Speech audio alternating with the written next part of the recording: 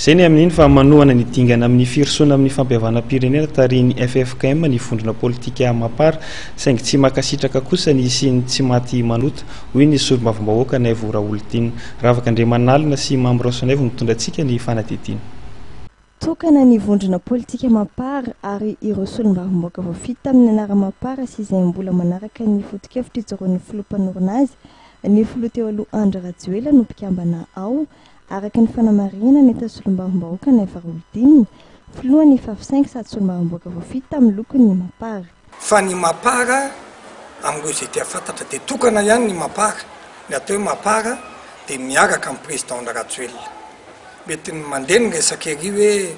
misy ery maranty Jean de Dieu ery Raheky Sovololona reny natao hoe mamara miaraka amin'ny maranty Jean de Dieu ny sasany ny para ny tsipaka ny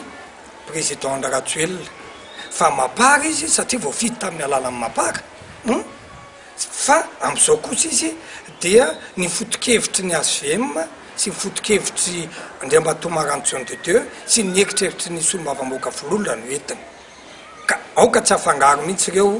hitantsika moa ny tony fa marina fa tombo avao zao Madio fo zay fa misy fitsipika mifehy azy ny Mapara zay nahory ny filoha nasionaly Andry Nirina Rajoelina. Manohana ny dingana amin'ny fizorana fampiavana-pirenena tariny FFKM ty solombavambahoaka voafita amin'ny loko Mapara ity saingy mametraka kosa fa tsy azo ekena ny tsy maty manota. Dinika zay eritreretanay ho atao amin'ny fahatelo amby foloa ny filoha Andry Nirina Rajoelina dia anatrika an'io ary efa nilaza izy fa raha mbola misy azo hijerena vahaolana amin'ny olana eto Madagasikara ny eto ivelany anany velany eto atoerana dia mandray anjara izy fa saingy tsy azo afangaro kosa fampiavana-pirenena sy ny tsy maty manota ary tsy azo afangaro kosa ny fitiavan-tena mpitondra